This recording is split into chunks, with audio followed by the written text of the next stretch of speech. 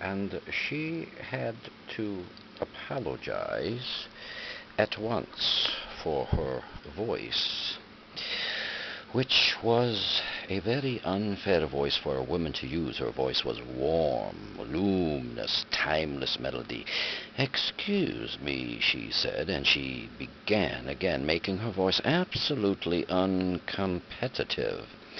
"Harrison Bergeron, age 14, she said in a grackle squawk, has just escaped from jail, where he was held on suspicion of plotting to overthrow the government. He is a genius and an athlete, is under-handicapped, and should be regarded as extremely dangerous." A police photograph of Harrison Bergeron was flashed on the screen, upside down, then sideways, upside down, and then right side up again. The picture showed the full length of Harrison against a background calibrated in feet and inches. He was exactly 7 feet tall. The rest of Harrison's appearance was Halloween and hardware. Nobody had ever borne heavier handicaps. He had outgrown hindrances faster than the HG men could think them up. Instead of a little ear radio for a mental handicap, he wore a tremendous pair of earphones and spectacles with thick, wavy lenses. The spectacles were intended to make him not only half blind, but to give him ranging headaches beside. Scrap metal was hung all over him. Ordinarily, there was a certain symmetry, a military neatness to the handicaps issued to strong people, but Harrison looked like a walking junkyard in the race of life.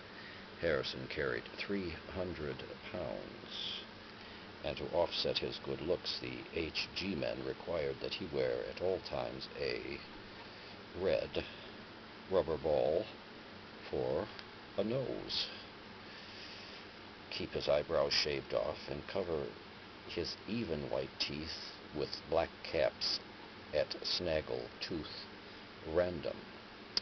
"If you see this boy," said the ballerina, "do not, I repeat, do not try to reason with him."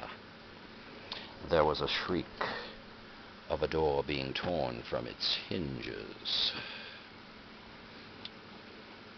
Screams and barking cries of consternation came from the television set. The photograph of Harrison Bergeron on the screen jumped again and again, as though dancing to the tune of an earthquake. George Bergeron correctly identified the earthquake, and well he might have, for many was the time his own home had danced to the same crashing tune. "My God," said George, "this must be Harrison." The realization was blasted from his mind instantly by the sound of automobile collision in his head.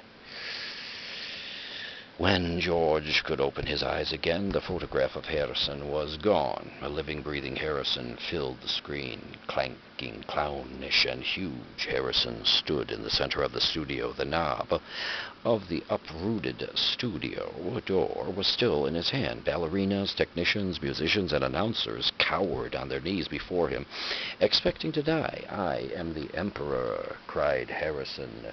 "Do you hear? I am the Emperor. Everybody must do what I say at once." He stamped his foot, and the studio shook. "Even as I stand here," he bellowed, "crippled, hobbled, sickened, I am the greater ruler than any man who ever lived. Now watch me become what I can become." Harrison tore the straps of his handicap harness like wet tissue paper tore straps, guaranteed to support 5,000 pounds. Harrison's scrap iron handicaps crashed to the floor. Harrison thrust his thumbs under the bar of the padlock that secured his head harness. The bar snapped like celery. Harrison smashed his headphones and spectacles against the wall.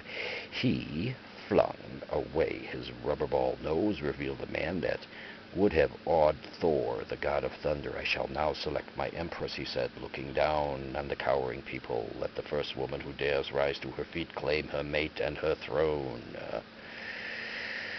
A moment passed, and then a ballerina arose, swaying like a willow. Harrison plucked the mental handicap from her ear, snapped off her physical handicaps with marvelous delicacy. Last of all, he removed her mask. "She was blindingly beautiful now," said Harrison, taking her hand. "Shall we show the people the meaning of the word dance?" "Music," he commanded. The musicians scrambled back into the chairs, and Harrison stripped them of their handicaps too. "Play your best," he told them, "and I'll make you barons and dukes and earls." The music began. It was normal at first, cheap, silly, false, but Harrison snatched two musicians from their chairs, waved them like batons, and as he sang the music as he wanted it played, he slammed them back into the chairs. The music began again and was much improved. Harrison and his Empress merely listened to the music for a while. Listened gravely, as though synchronizing their heartbeats with it. They shifted their weights to their toes. Harrison placed his big hands on the girl's tiny waist, letting her sense the weightlessness that would soon be hers. And then, in an explosion of joy and grace, into the air they sprang. Not only were the laws of the land abandoned, but the law of gravity and the laws of motion as well. They reeled, they whirled, they swiveled, they flounced, they capered, they gamboled and spun. They leaped like deer on the moon. The studio ceiling was 30 feet high, but each leap brought the dancers nearer to it. It became their obvious intention to kiss the ceiling, and they kissed it, and then, neutralizing gravity with love and the pure will, they remained suspended in the air, inches below the ceiling. And they kissed each other for a long, long time. It was then that Diana Moon Glampers, the handicapper general, came into the studio with double-barreled 10-gauge shotgun. She fired twice, and the Emperor and the Empress were dead before they hit the floor. Diane Moon Glampers loaded the gun again. She aimed it at the musicians and told them they had 10 seconds to get their handicaps back on. It was then that Bergeron's television tube burned out. Hazel turned to comment about the blackout to George, but George had gone out into the kitchen for a can of beer. George came back in with the can of beer, paused while a handicap signal shook him up, and then he sat down. "You've been crying," he said to Hazel. "Yep," she said. "What about?" he said. "I forget," she said. "Something real sad on television." "What was it?" he said. "It's all kind of mixed up in my mind," said Hazel. "Forget sad things," said George. "I always do," said Hazel.